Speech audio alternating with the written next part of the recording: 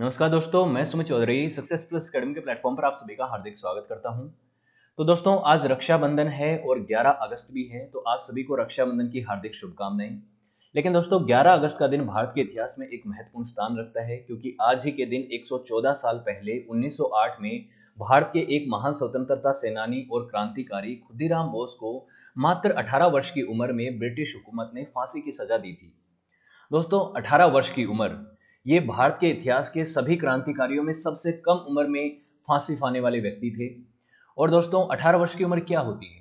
एक सामान्य लड़का क्या करता है 18 वर्ष की उम्र में? अपनी स्कूल के एग्जाम क्लियर करके और अपने कॉलेज में दाखिला लेता है, अपनी मौज मस्ती में ही वो गुल रहता है, उसके ऊपर जिम्मेदारियों का बोझ नहीं होता, उसको बाहरी दुनिया से कोई ज़्यादा लेना देना नहीं होता। लेकिन ये तो एक साधारण व्यक्ति की बात हो गई। जो असाधारण होते हैं वो 18 वर्ष की उम्र में भी कुछ ना कुछ कर गुजरते हैं, और ऐसे ही थे खुदीराम बोस। दोस्तों, जैसे कहा जाता है ना कि पूत के पैर पालने में ही दिख जाते हैं, वैसे व्यक्ति थे खुदीराम बोस। तो ऐसे व्यक्ति के बारे में हम इस वीडियो में बात करेंगे। आज से 114 साल पहले आज ही के दिन 11 अगस्त को इनको फांसी की सजा हुई थी। और कौन थे ये, क्या इन्होंने किया था ऐसा कि जिनको लिए इनको फांसी की सजा हुई, उसके बारे में हम बात करेंगे। दोस्तों, सामान्यतः एक लड़का जो 20 साल का हो, 18 साल का हो या 25 साल का भी हो, बड़े लोगों के सामने भी अगर सामान्यतः पुलिस आती है और उसको अरेस्ट करने के लिए आती है, तो एक बार के लिए आदमी डर जाता है, हक्का बक्का रह जाता है कि क्या रिप्लाई करे। लेकिन खुदीराम बोस एक बहादुर व्यक्ति थे, और उन्होंने जब उनको पुलिस गिरफ्तार करने के लिए आई, तो उन्होंने कहा, don't you dare to touch me, मुझे छूने की कोशिश मत करना, पहले मुझे दिखाओ कि तुम्हारे पास वारंट भी है या नहीं। बिना वारंट के तुम मुझे कैसे गिरफ्तार कर सकते हो? तो इस तरीके का कॉन्फिडेंस इनके अंदर था, इस तरीके के व्यक्ति थे। इनको जब गिरफ्तार कर लिया गया, उसके बाद इन्होंने कहा कि देखिए, मैं अपने देश की गुलामी के खिलाफ लड़ रहा था, मैं ब्रिटिश हुकूमत के खिलाफ लड़ रहा था, और दुनिया में ऐसी कोई बीमारी नहीं है जो कि स्लेवरी को मैच कर पाए। सबसे बड़ी जो बीमारी है दुनिया में वो दासता है, और कोई भी व्यक्ति दास नहीं बन के रहना चाहता, किसी का स्लेव बन के नहीं रहना चाहता। और उस समय भारत, जानते हैं आप, ब्रिटेन की कॉलोनी था, एक तरह से भारत में स्लेवरी थी, भारत को गुलाम बना रखा था ब्रिटिशर्स ने, और ये इसके खिलाफ अपनी लड़ाई लड़ रहे थे। लेकिन इनको फांसी की सजा क्यों हुई, इसके बारे में मैं आपको ब्रीफली यहाँ पे बता देता हूँ। देखिए दोस्तों, शहीद खुदीराम बोस जो हैं वो भारत के इतिहास के सबसे यंगेस्ट रिवॉल्यूशनरी थे जिनको फांसी की सजा हुई। ब्रिटिश हुकूमत का विरोध करते हुए इनको फांसी की सजा हुई। ये मुजफ्फरपुर जो बिहार के अंदर है, उसकी कॉन्स्पिरेसी में शामिल थे। मुजफ्फरपुर कॉन्स्पिरेसी क्या थी? बेसिकली एक ब्रिटिश जज थे डगलस किंग्सफोर्ड, इनको मारने के लिए, इनका असैसिनेशन करने के लिए इन्होंने एक पूरा कॉन्स्पिरेसी रची थी, एक पूरा कांड हुआ था। लेकिन उसमें डगलस किंग्सफोर्ड तो बच गए, लेकिन दो और लोग मारे गए उसमें। इनके डगलस किंग्सफोर्ड के एक मित्र की वाइफ और उनकी बेटी शामिल थे, वो लोग मारे गए, जिसकी वजह से इनके ऊपर मुकदमा चलाया गया, इनको पकड़ा गया। और इनके मित्र जो थे प्रफुल्ल चक्की, वो इनके साथी थे। प्रफुल्ल चक्की की दोस्तों उतनी बात नहीं की जाती है, कम बात की जाती है, बंगाल में तो लोग अच्छे से जानते हैं इनको। लेकिन प्रफुल्ल चक्की भी सिर्फ 20 साल की उम्र में यहाँ पे खुदीराम बोस के साथ इस पूरे प्रकरण में शामिल थे। और जब प्रफुल्ल चक्की को पकड़ा गया, प्रफुल्ल चक्की को ब्रिटिशर्स ने चारों तरफ से घेर लिया, तो उन्होंने चंद्रशेखर आजाद की तरह ही खुद को गोली मार ली और ब्रिटिशर्स के हाथ नहीं आए। तो प्रफुल्ल चक्की भी एक बहुत ही महान फ्रीडम फाइटर थे, एक गजब के रिवॉल्यूशनरी थे, जो इनके साथ थे, खुदीराम बोस के इस मुजफ्फरपुर कॉन्स्पिरेसी में शामिल थे। 114 साल पहले इनको फांसी की सजा हुई थी, तो इसलिए खुदीराम बोस को हम जानते हैं। और वो व्यक्ति थे ये, वो लड़का जो कि हंसते हंसते अपने देश के लिए फांसी पे चढ़ गया, हाथ में गीता को लेके, और कहा कि देखिए, मुझे इस चीज़ का कोई अफसोस नहीं है कि मैं अपने देश के लिए कुर्बान हो रहा हूँ, मुझे फांसी की सज़ा दी जा रही है। मुझे तो इस चीज़ का अफसोस है कि जिस डगलस किंग्सफोर्ड को मैं मारना चाहता था वो बच गया, उसके कर्मों की सज़ा उसको नहीं मिल पाई, कोई दो और लोग मारे गए। लेकिन मुझे फांसी जल्दी से जल्दी हो, ताकि मैं पुनः जन्म लेके भारत की आज़ादी के लिए फिर से अपना बलिदान दे पाऊँ। तो इस तरीके के लड़के थे खुदीराम बोस। सिर्फ 18 साल की उम्र में ये इतनी बातें करते थे, इस तरीके के विचार रखते थे। तो ये थे खुदीराम बोस, और ये थे प्रफुल्ल चक्की। इन दोनों की कहानी को मैं आपको इस वीडियो में बताऊंगा। तो 3 दिसंबर 1889 को खुदीराम बोस जी का महोबनी, मिदनापुर, बंगाल में जन्म होता है। मिदनापुर बंगाल का डिस्ट्रिक्ट है, वहां पे जन्म होता है। इनके पिता जो हैं वो टिकलेवनाथ बोस होते हैं, और इनकी मदर का नाम होता है लक्ष्मी प्रिया देवी। इनके पिता जो हैं वो तहसीलदार होते हैं नेराजोल के। और खुदीराम जो है वो अपने माता पिता के चौथे बच्चे होते हैं। इनसे एक बड़ी बहन होती है और दो इनके भाई हैं जो कि जन्म लेते ही अर्ली उनकी डेथ हो जाती है, प्रीमेच्योरली उनकी डेथ हो जाती है। उसके बाद बात आती है कि खुदीराम को नाम कैसे मिला, खुदीराम नाम इनका कैसे पड़ा। देखिए दोस्तों, उस समय बंगाल में एक कस्टम होता था कि अगर किसी का बच्चा प्रीमेच्योरली डेथ हो जाती है किसी बच्चे की, तो उसके जो अगला बच्चा पैदा होता है उसके लिए एक कस्टम था जिसको कहा जाता था खुद। खुद वैसे बंगाल में चावल को भी बोलते हैं, खुद जो है चावल का नाम होता है। तो बेसिकली ये प्रथा क्या थी, ये कस्टम क्या था कि सिंबॉलिकली जो बड़ी बहन होती है उसको, उसके जो माता पिता हैं वो अपने बेटे को एक तरह से डोनेट कर देते हैं, उसको एक तरह से सोल्ड आउट कर देते हैं। किसके बदले में? कुछ 3 हैंडफुल ग्रेन, कुछ चावल के दानों के बदले में उसको बेटे को दे देते हैं। तो बेसिकली खुदीराम को उसकी बहन को दे दिया गया, उनकी बहन को दे दिया गया, एल्डर सिस्टर को दे दिया गया इसके मदर फादर के द्वारा चावल के बदले में। तो ये खुद नाम की एक कस्टम हुआ करता था, इसीलिए इनका नाम उसी के नाम पे खुदीराम पड़ गया। खुदीराम से क्या हो गया कि इनकी बहन के पास ही एक तरह से आ गए, एक तरह से उन्होंने अडोप्ट सा कर लिया इनको। और अडोप्ट नहीं भी करती इस कस्टम के थ्रू भी, तो भी खुदीराम को उनकी बहन के साथ ही रहना था, क्योंकि 6 साल की उम्र में इनकी मदर गुजर गई और 7 साल की उम्र में इनके पिताजी हैं उनकी भी डेथ हो गई। इनकी बहन का नाम था अपरूपा रॉय और इनके जो हस्बैंड थे अपरूपा रॉय के, उनका नाम था अमृतपाल रॉय। तो अमृतपाल रॉय और अपरूपा रॉय ने अपने छोटे भाई को पाला, यानी खुदीराम को पाला। फिर हैमिल्टन हाई स्कूल में ये तैमलुक में जाके पढ़े। उसके बाद अर्ली एज में ही 10-12 साल की उम्र में ही ये जानने लग गए थे, समझने लग गए थे कि भारत अंग्रेजों का गुलाम है और हमें इस गुलामी की जंजीरों से आज़ाद होना है। इसलिए ये कई रिवॉल्यूशनरीज के जो भाषण होते थे, स्पीच होते थे, उनमें पार्टिसिपेट करने लग गए। 1902 और 1903 की बात है, ये देखिए 13-14 साल के थे उस समय। सर औरबिंदो घोष और सिस्टर निवेदिता जो हैं वो बंगाल जाते हैं, वहाँ पे कई सारे पब्लिक लेक्चर देते हैं, कुछ प्राइवेट सेशंस भी रखते हैं, कई रिवॉल्यूशनरीज ग्रुप के साथ वो मिलना जुलना करते हैं। उसी दौरान खुदीराम बोस भी जो हैं इनके लेक्चर्स अटेंड करते हैं, इनके प्राइवेट सेशन अटेंड करते हैं। और उस समय सिर्फ 15 साल के होते हैं खुदीराम बोस। अनुशीलन समिति को ज्वाइन कर लेते हैं। अनुशीलन समिति जो है वो बंगाल के फ्रीडम फाइटर्स की एक सभा हुआ करती थी, उनका एक ग्रुप हुआ करता था जिसमें वो ये तय करते थे कि उनको किसको टारगेट करना है, किस ब्रिटिशर्स को टारगेट करना है, किससे हमें किस तरह से बदला लेना है। आज़ादी की लड़ाई को वो उसके अंदर तय करते थे, सोचते थे कि उनके आगे आने वाले समय में क्या एजेंडे होंगे। तो ये चीज़ें हैं। और अर्ली एज में ही 15-16 साल की उम्र में ये कई बार पंपलेट बांटते हुए भी पकड़े गए हैं। इनको ब्रिटिशर्स ने यहाँ पे अरेस्ट भी किया है ब्रिटिश राज के खिलाफ कॉन्स्पिरेसी रचने के नाम पे, लेकिन अभी तक इनका कोई बड़ा जुर्म नहीं था ब्रिटिशर्स के अकॉर्डिंग, तो इनको छोड़ दिया गया। लेकिन उसके बाद क्या होता है, 1907 में कुछ कहानी बदलती है। ये अनुशीलन समिति जो है, इनके जो प्रोग्राम है, इनकी जो रिवॉल्यूशनरी एक्टिविटीज है उनकी बात करते हैं। तो देखिए डगलस किंग्सफोर्ड, ये इस कहानी के कुछ किरदार हैं उनकी बात करते हैं। तो डगलस किंग्सफोर्ड जो हैं वो बंगाल में एक फेमस जज होते हैं। फेमस क्या, इनफेमस जज होते हैं, जो भारतीयों को बिल्कुल पसंद नहीं करते। चीफ जज होते हैं ये वहाँ पे, ये जो प्रेसिडेंशियल कोर्ट ऑफ एलिपोर है यहाँ पे होते हैं। तो ये भारतीय जो क्रांतिकारी हैं उनको बहुत ही स्ट्रिक्टली पनिश करते हैं, उनके छोटे छोटे एक्टिविटीज के लिए भी उनको हार्डकोर पनिशमेंट देते हैं। एक ही ऐसा इवेंट हुआ था कि दो एडिटर थे, भूपेंद्र नाथ दत्त और इनके जो जगतर के जो कुछ एडिटर्स थे, उनको इन्होंने उनके एक आर्टिकल के लिए पनिशमेंट दे दिया था, उनको जेल में डाल दिया था। तो उसकी वजह से जो यहाँ के फ्रीडम फाइटर थे, बरिंदर कुमार घोष जैसे, और दूसरे क्रांतिकारी जो हेमचंद्र कानूगो जैसे, ये हेमचंद्र कानूगो थे, ये भी एक फेमस फ्रीडम फाइटर थे, रिवॉल्यूशनरी थे। तो इन लोगों ने ये प्लान बनाया कि इस आदमी को तो मारना है, और इसको मारेंगे तो एक एग्जाम्पल सेट होगा, हर कोई रिवॉल्यूशनरीज जो है भारत के क्रांतिकारी हैं उनको इस तरह से नहीं लेगा, उनकी अपमान नहीं करेगा, उनको इस तरह से पनिशमेंट नहीं देगा। तो ये चीज इन्होंने करी और इसके लिए प्लान बनाया। प्लान क्या बनाया कि जो हेमचंद्र जी हैं कानूजा, ये बम बनाने की टेक्निक के लिए पेरिस गए, और पेरिस गए उस समय वो मिले एक रशियन रिवॉल्यूशनरीज थे जो कि एग्जाइल पे था, जिनका नाम था निकोलस सफार्मस्की। निकोलस ने इनको बम बनाने की टेक्निक सिखाई। हेमचंद्र और बरिंदर कुमार वापस भारत आते हैं, बंगाल लौटते हैं और डगलस किंग्सफोर्ड को मारने की प्लानिंग करते हैं। प्लान करने के बाद प्लान कैसे बनता है कि शुरुआत में ये दोनों क्या करते हैं, हेमचंद्र एक किताब के अंदर, देखिए एक बुक है, इस बुक के अंदर आप जानते हैं कि पेज होते हैं, इन पेजेस को काट के इसको होलो बना दिया जाए और यहाँ पे बम फिट कर दिया जाए। इस बुक को कोई खोले और उस बम धमाका हो जाए तो वो आदमी मारा जाएगा। हेमचंद्र ने ऐसा ही प्लान किया। एक बुक थी जिसका नाम था Herbert bronze commentaries on common law.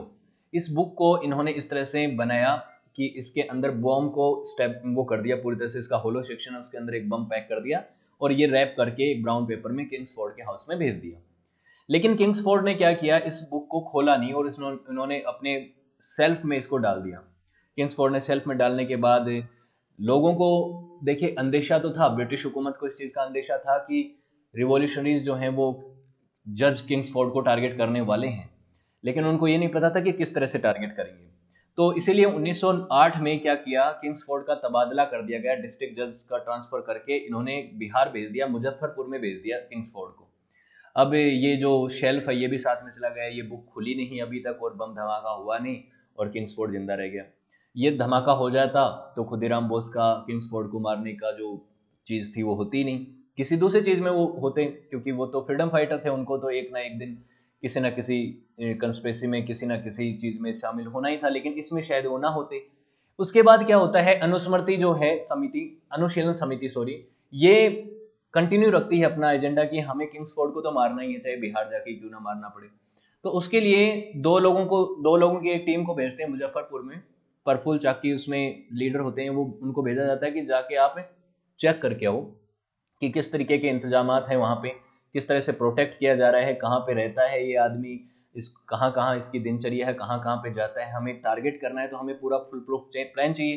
Praful चक्की वापस आते हैं और खुदीराम बोस इनको ज्वाइन कर लेते हैं और एक बम दिया जाता है हेमचंद के द्वारा इनको। हेमचंद इनको बम देते हैं और कहते हैं कि जब मौका मिले जिस तरीके से आप प्लान कर पाओ और मार देना। तो देखिए खुदीराम बोस 18 साल के, अभी तो 18 के हुए थे, 17-18 साल के थे उसमें, प्रफुल्ल चक्की ये भी 19-20 साल के थे, इनको भेजा जाता है कि जाओ और एक जज को उड़ा के आना है। बड़ी बात थी, इन लोगों ने ये टारगेट लिया भी और तैयार थी ये करने के लिए। उसके बाद जो कलकत्ता पुलिस है उनको पता था कि ऐसा होने वाला है, मजिस्ट्रेट को अच्छे से गार्ड भी कर रखा था पूरी तरीके से, ये उनको पता था कि इनको टारगेट किया जा सकता है, लेकिन फिर भी खुदीराम बोस और ये जाते हैं। 29 अप्रैल को बेसिकली खुदीराम बोस और प्रफुल्ल जो हैं दोनों जाते हैं, एक स्कूल बॉय बन के जाते हैं और इस पूरे मुजफ्फरपुर के जो पार्क है उसको सर्वे करते हैं कि जहाँ पे ये आदमी रोज आता था, किंग्सफोर्ड रोज आता था वहाँ पे, तो उसको देखते हैं कि यहाँ पे आएगा इसको मारेंगे हम। तो एक बार के लिए जो गार्ड होते हैं गेट पे, जो गेटमैन होते हैं, इंग्लिश ब्रिटिश क्लब होता है वहाँ पे, उसका गार्ड जो होता है वो इनको भगा देता है कि यहाँ पे क्या करो, भाग जाओ। लेकिन उसको ये नहीं पता होता है कि रिवॉल्यूशनरी 18 साल के 19 साल के लड़के इसकी हत्या कर देंगे जज की। तो ये दोनों जाके एक थोड़ा सा दूर जाके, ये जो मेन गेट होता है, मान लीजिए ये मेन गेट है ब्रिटिश क्लब का, तो यहाँ पे जाके एक पेड़ के पास बैठ जाते हैं कि बाहर निकलेगा और मारेंगे। तो यहाँ पे बैठे होते हैं, उसके बाद गार्ड इनको थोड़ा दूर रखता है और फिर प्लान क्या चल रहा होता है, अंदर क्या चल रहा होता है, फाइनली उस दिन क्या हो रहा होता है कि किंग्सफोर्ड और उसकी वाइफ और साथ में ब्रिटिश बैरिस्टर प्रिंगली कैनेडी, वो अपनी फैमिली के साथ आया होता है। कैनेडी की फैमिली में उसकी वाइफ और उसकी डॉटर जो है वो उसके साथ आती हैं, तो 3 लोग तो ये जो बाहर से आए हैं, और किंग्सफोर्ड और उसकी वाइफ जो है वो अंदर बैठ के प्ले कर रहे थे, गेम खेल रहे थे, पत्ते वगैरह खेल रहे थे। उन्होंने फाइनली वो बाहर आते हैं 8:30 बजे रात को, और 8:30 बजे आके वो सोचते हैं कि अब घर जाना है। घर जाना है तो मैंने जैसा कि आपको बताया कि क्या स्थिति होती है, ये गेट है, गेट के बाहर कैरेज होते हैं, एक आगे बग्गी है एक पीछे बग्गी है, यहाँ पे अपने बैठे हैं दोनों क्रांतिकारी। जो ही क्रांतिकारियों को पता चलता है कि अंदर से लोग निकल रहे हैं, आगे वाली जो बग्गी है, जो कैरेज है, इसके अंदर बैठ जाती हैं कैनेडी की बेटी और कैनेडी की वाइफ। इनको ऐसा लगता है, खुदीराम बोस को और प्रफुल्ल चक्की को लगता है कि यहाँ पे बैठ गया है ये जो हमारा किंग्सफोर्ड है, हमारा टारगेट यहाँ पे बैठ गया है। ये बम जो है वो इसके ऊपर फेंक देते हैं, ये बग्गी बम धमाके से उड़ जाती है, कैनेडी की वाइफ और उसकी बेटी वहीं पे मर जाते हैं, लेकिन किंग्सफोर्ड जिंदा बच जाता है। जो मेन टारगेट है वो तो बच गया। अब यहाँ से यूरोपियन क्लब से ये भाग भी जाते हैं, प्रफुल्ल चक्की और खुदीराम बोस जो है वो भागने में सफल रहते हैं एक बार के लिए, लेकिन ये पूरी न्यूज़ जो है वो पूरे एरिया में फैला दी जाती है और एक बेसिकली यहाँ पे एक छावनी बन जाती है पूरा मुजफ्फरपुर कि इन दोनों रिवॉल्यूशनरीज को पकड़ो। और गलती ये भी हो जाती है कि इस पेड़ के नीचे जहाँ पे ये बैठे थे, इस पेड़ के पास ये अपना कुछ सामान भूल जाते हैं, अपनी एक चादर भूल जाते हैं, जूते भूल जाते हैं भागने के दौरान, जिससे इनके बारे में पता चल जाता है कि ये 2 लड़के यहाँ पे जो आए थे उन्होंने ही ये अंजाम दिया है और दोनों बंगाली लड़के थे, ये उनको पता चल जाता है। तो पूरा टाउन जो है और पूरी पुलिस जो है वो यहाँ पे एक्टिव हो जाती है और वो सारे स्टेशन और सारे रेल रूट, सारे जो रास्ते हैं बाहर जाने के मुजफ्फरपुर से, उनको ब्लॉक कर देते हैं। उनके ऊपर, हर पैसेंजर के ऊपर निगरानी रखी जाती है। अब खुदीराम और जो प्रफुल्ल हैं ये प्लान करते हैं कि हमें अलग अलग हो जाना चाहिए, क्योंकि पुलिस दो लोगों को ढूंढ रही है, हमें एक एक साथ में नहीं रहना चाहिए। तो खुदीराम तो पैदल चल के वानी के स्टेशन तक जाते हैं। दूसरी तरफ प्रफुल्ल क्या करते हैं, उनकी मैं आगे अगली वाली स्लाइड में बताऊंगा आपको। तो 25 किलोमीटर तक, 25 मील तक खुदीराम पैदल चलते हैं और वैनी के स्टेशन तक पहुंचते हैं। वहां पे जाके एक चाय की दुकान पे ये बोलते हैं कि पानी चाहिए, और बहुत ही थके हारे होते हैं। 25 माइल पैदल चलना बहुत मुश्किल काम, आप जानते हैं। उसके बाद दो कांस्टेबल फतेह सिंह और शो प्रसाद सिंह जो है वो इसको देख लेते हैं, इनको देख लेते हैं और इनको शक हो जाता है कि ये लड़का कौन है। ये इतना, एक 18-19 साल के दो लड़कों की तलाश भी हो रही है, कुछ ऐसी अपीयरेंस दिख रही है, कुछ सस्पिशियस एक्टिविटी इनको लगी। इन्होंने जाके कुछ सवाल पूछे कि कौन हो, कहाँ से आए हो, और डिटेन किया। तो उस समय इन्होंने कहा था कि तुम्हारी हिम्मत कैसी हुई मुझे पकड़ने की, तुम्हारे पास वारंट है कि नहीं है। तो इस तरह के कॉन्फिडेंस में थे, लेकिन फिर भी इनको पकड़ लिया। पकड़ने के बाद 37 राउंड इनके पास एम्यूनेशन मिलता है, गोलियां मिलती हैं, 30 रुपए इनके पास कैश मिलते हैं, एक रेलवे का मैप मिलता है, और एक इनके पास रेलवे का टाइम टेबल मिलता है कि कहाँ से कौन सी ट्रेन कब जाएगी। इनको बंगाल पहुंचना था। खुदीराम बोस इस छोटी सी उम्र में पकड़े जाते हैं। पकड़ने के बाद बेसिकली क्या होता है, दूसरी तरफ प्रफुल्ल क्या कर रहे हैं, प्रफुल्ल चाकी जो हैं उनको भी जाना था, बंगाल जाना था, लेकिन उनकी मदद करने के लिए एक व्यक्ति होता है जिसका नाम होता है तिरुचरण घोष। ये भी बंगाली होते हैं और ये सोचते हैं कि प्रफुल्ल की लाइफ को बचाया जाए। उसके लिए वो कोलकाता की एक टिकट का इंतजाम भी करते हैं। समस्तीपुर के रेलवे स्टेशन पे उनको बोर्ड करके हावड़ा के रास्ते उनको ट्रेन में बिठा देते हैं। उनको लगता है कि प्रफुल्ल घर सेफली पहुंच जाएंगे, लेकिन किस्मत को कुछ और ही मंजूर था। नंदलाल बनर्जी नाम का एक सब इंस्पेक्टर इसी ट्रेन में बैठा होता है। वो ट्रेन में बैठा कन्वर्सेशन करने लगता है इस छोटे लड़के के साथ, मतलब 19-20 साल के प्रफुल्ल के साथ। उसको भी शक हो जाता है कि ये लड़का कहीं ना कहीं वो रिवॉल्यूशनरी हो सकता है। एक तो पकड़ा गया, दूसरा ये हो सकता है। तो उसने प्रफुल्ल को कानो खान खबर नहीं होने दी और चुपके से एक टेलीग्राम मुजफ्फरपुर पुलिस स्टेशन में भेजा।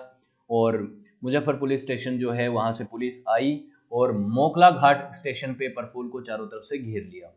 अब प्रफुल्ल को पता था उसके पास बचने का कोई रास्ता नहीं है, तो उन्होंने अपना रिवॉल्वर उठाया और अपने ही मुंह के अंदर रिवॉल्वर रख के अपने आप को शूट कर लिया, अपना सुसाइड कर लिया। वो ब्रिटिशर्स के हाथ नहीं आना चाहते थे, इस तरीके के बहादुर लड़के थे वो। प्रफुल्ल भी मारे जा चुके थे, मतलब सुसाइड हो चुका था उन्होंने। 1 मई को फाइनली, 1 मई 1908 की मैं बात कर रहा हूँ, खुदीराम बोस को यहाँ पे मजिस्ट्रेट के सामने पेश किया गया। खुदीराम बोस ने कोई भी आनाकानी नहीं करी, पूरी रिस्पॉन्सिबिलिटी ली और कहा कि ये असैसिनेशन हमने प्लान किया था। प्रफुल्ल की बॉडी भी वहाँ आ गई। उन्होंने कहा ये मेरे साथी थे, मेरे मित्र थे, हमने इस पूरे हत्याकांड को अंजाम दिया, इस मुजफ्फरपुर कॉन्स्पिरेसी में हम शामिल थे। हम चाहते थे कि जज मारा जाए, लेकिन जज तो नहीं मारा गया, लेकिन हम थे इसके अंदर शामिल। उन्होंने क्या कहा एग्जैक्टली, कहा कि like a heroic Rajput woman I wish to die for freedom of my country. I thought of gallows does not make me unhappy. Gallows does not make me unhappy in the least. My only regret is that Kingsford could not be punished for his crimes. I want to die soon as that I come back again to fight the British. क्या कहा कि जैसे कि पुराने समय में राजपूत महिलाएं अपने आबरू के लिए और अपनी मातृभूमि के लिए जौहर कर लिया करती थी कि वो दुश्मन के हाथ ना लग जाएं, उसी तरीके से मैं भी अपने देश की आज़ादी के लिए अपने प्राणों की आहुति देने के लिए तैयार हूं। और मुझे एक रत्ती भर भी इस चीज़ का दुख नहीं है कि मैं पकड़ा गया और मुझे फांसी की सज़ा होने वाली है, मैं मारा जाऊंगा। मुझे इस चीज़ का कोई गम नहीं है। मेरा एक ही रिग्रेट है, मुझे एक ही चीज़ का दुख है कि ये जो किंग्सफोर्ड है ये बच गया, इसको अपने किए की सज़ा मैं नहीं दे पाया और दूसरे लोग इसकी वजह से मारे गए। और मैं तो चाहता हूं कि मैं जल्दी से जल्दी मरूं और मरने के बाद मैं फिर से जन्म लूं और पुनर्जन्म लेके मैं इन ब्रिटिशर्स के खिलाफ अपनी लड़ाई को फिर से रिस्टार्ट करूं। तो इस तरीके के इन्होंने बातें कही अपने फाइनल टाइम में भी, जब इनका एग्जीक्यूशन होने वाला था तभी भी। तो इस कंस्पिरेसी में 2 लोग शामिल थे, उसमें से खुदीराम बचे हुए थे। इनके ऊपर मुकदमा चलाया गया। मुकदमे के बाद फाइनली ब्रिटिश कोर्ट ने, जो भारत के अंदर चल रहा था, उसने फाइनली ये सजा दी कि 11 अगस्त को खुदीराम बोस को फांसी की सजा दी जाएगी, फांसी पे इनको हैंग किया जाएगा। उसके बाद इनकी फांसी की सजा हुई और फांसी की सजा के बाद खुदीराम बने एक हीरो। हीरो तो बनने ही थे, एक 18 साल का लड़का अपने देश की देश की आज़ादी के लिए इतना बड़ा बलिदान देता है। देखिए बात ये है कि ये मैटर नहीं करता कि डगलस मारा गया या कोई और ब्रिटिश मारा गया। बात ये है कि उस आदमी ने, उस लड़के ने इतनी कम उम्र में ब्रिटिशर्स से फेस टू फेस टक्कर ली और सामने जाके कहा कि हम तुमसे डरते नहीं हैं, हम तुम्हारा सामने मुकाबला कर सकते हैं, और बम फेंक दिया उनके ऊपर। तो ये बड़ी बात थी, और ये इतनी कम उम्र का एक लड़का करता है तो बाकी लोगों के लिए भी एक बड़ा प्रेरणादायी बन जाता है कि हम क्यों नहीं कर सकते, हम भी कर सकते हैं। और जब ये कोर्ट सेशन चल रहा था, सोचिए फाइनली जब कोर्ट ने कहा कि भाई सजा तो फिक्स हो चुकी है और तुम मुजरिम साबित हो चुके हो, अब तुम्हें कुछ कहना है। हाँ बोले, मुझे कुछ कहना है, मुझे कोई अपनी पैरवी में नहीं कहना, लेकिन मुझे कुछ और बातें कहनी है। जो जज ने कहा कि और बातें सुनने के लिए मेरे पास टाइम नहीं है। तो जज ने कहा, जज से इन्होंने कहा कि क्या तुम्हारे पास ये सुनने के लिए भी टाइम नहीं है कि हमने प्लान कैसे किया। तो इसके लिए जज ओब्वियसली इंटरेस्ट दिखाएगा। तो उन्होंने पूरा बम बनाने की प्रक्रिया बता दी, और उस समय मीडिया कोर्ट के अंदर थी, तो मीडिया ने वो पूरी चीज़ लिख ली कि किस तरह से बम बनाया जाता है। तो जो बम बनाने के लिए विदेशों तक क्रांतिकारियों को जाना पड़ता था, अब बम बनाने की रेसिपी जो है वो भारतीयों के लिए न्यूज़पेपर में छप गई थी, बिकॉज ऑफ खुदीराम बोस। ऐसे इंटेलिजेंट आदमी थे खुदीराम बोस। तो इस तरीके की चीज़ें इन्होंने करी। और ऐसी चीज़ आप जानते हैं कि वहाँ पे भी हुई थी जब भगत सिंह, सुखदेव और इनको फांसी हो रही थी, उस समय भी ऐसी चीज़ें हुई थी। तो जब इनकी फांसी हो गई, उसके बाद लोग जो है हजारों की संख्या में खुदीराम बोस को श्रद्धांजलि अर्पित करने के लिए, सम्मान देने के लिए आए। और माना जाता है कि जब इनका फ्यूनरल हुआ तो वहाँ पे जो इनकी जो अस्त राख थी, इनकी जो पुण्य, इनके जो अवशेष थे, उनके कलेक्ट करने के लिए लोग अपने लिए छोटी छोटी डिब्बियाँ लेके आए थे, सोने की, चांदी की, ऐसी डिब्बियाँ लेके आए थे ताकि वो उनकी राख को अपने पास रख सकें, ऐसे महान क्रांतिकारी की इस तरीके की थी। और हजारों की संख्या में लोग जो हैं, इनके जो कैरीज था जिसके अंदर उनको लेके जाया जा रहा था, उसके ऊपर फूल बरसा रहे थे। और खुदीराम बोस पूरे देश में फेमस हुए, स्पेशली बंगाल में इतने पॉपुलर हुए कि जो वहाँ के वेवर थे, जो धोती बनाने वाले लोग थे, वो वहाँ पे धोती के ऊपर खुदीराम लिखते थे उसके साइड में। और जो स्टूडेंट्स थे, जो पढ़ते थे बड़ी बड़ी कॉलेजों में और जो एक्टिविटीज़ में शामिल थे, रिवॉल्यूशनरी एक्टिविटीज़ में, उनको एक मोटिवेशन मिला खुदीराम बोस के इस बलिदान से। उन्होंने इन धोतियों को पहना, उन धोतियों के ऊपर कई जगहों पे कई कई कविताएं लिखी जाती थी। तो लिगेसी तो बहुत ही बड़ी है खुदीराम बोस जी की। उन्होंने जो आज हम स्वतंत्रता में सांस ले रहे हैं, हमारा देश आज़ाद है, उसमें उनका एक बहुत ही महत्वपूर्ण योगदान है। उन्हें कई युवाओं को उन्होंने मोटिवेट किया कि कैसे अपने देश के लिए आपको सामने आके फ्रंट फुट पे वॉर लड़ना पड़ेगा, हमें ब्रिटिशर से आज़ादी छीननी पड़ेगी। खुदीराम बोस जी के सम्मान के लिए भारत सरकार और बंगाल और बिहार सरकार ने कई मेमोरियल जो हैं प्लेसेस उनके नाम रखे हैं। जैसे खुदीराम बोस सेंट्रल कॉलेज 1965 में स्टैब्लिश करी गई कोलकाता में। इसमें अंडर ग्रेजुएट कोर्सेज हैं कॉमर्स के और आर्ट्स के। ये एक पॉपुलर कॉलेज है। मेट्रो स्टेशन नाम रखा गया, एक मेट्रो स्टेशन का खुदीराम जी बोस जी के नाम पे नाम रखा गया, गारिया में, कोलकाता में जो है। उसके अलावा शहीद खुदीराम बोस हॉस्पिटल चलाया जाता है एक BT road near municipality park में। एक मुजफ्फरपुर जेल, जहाँ पे मुजफ्फरपुर में खुदीराम बोस जी को रखा गया था एक लंबे समय में, जहाँ पे इनको फांसी की सजा हुई, उसको Khudiram Bose memorial central jail के नाम से आज जाना जाता है। उसी तरीके से खुदीराम बोस जी पूसा में इनका एक स्टेशन है, जहाँ पे इनके नाम पे एक स्टेशन रखा गया है, जहाँ पे इनको पकड़ा गया, जहाँ पे रहे, जहाँ पे पकड़ा गया, जहाँ पे इनको फांसी हुई, जहाँ से इन्होंने स्कूल कॉलेज करी, वहाँ पे कई ऐसे मेमोरियल्स हैं जो खुदीराम बोस जी के नाम पे हैं। उनको सम्मान देने के लिए किया जाता है।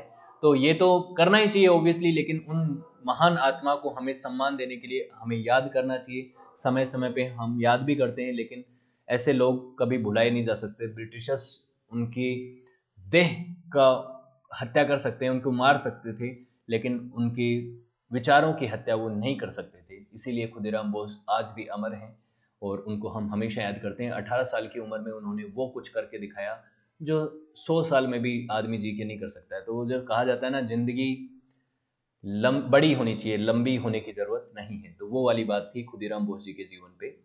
तो अगर वीडियो अच्छा लगा तो लाइक कीजिएगा, शेयर कीजिएगा और चैनल को सब्सक्राइब कीजिएगा। और हमारी सीरीज चल रही है स्वतंत्रता यात्रा, भारत की आज़ादी की जो पूरा सफ़र रहा है, जो इंडियन जर्नी ऑफ इंडिपेंडेंस है, उसके ऊपर सीरीज चल रही है।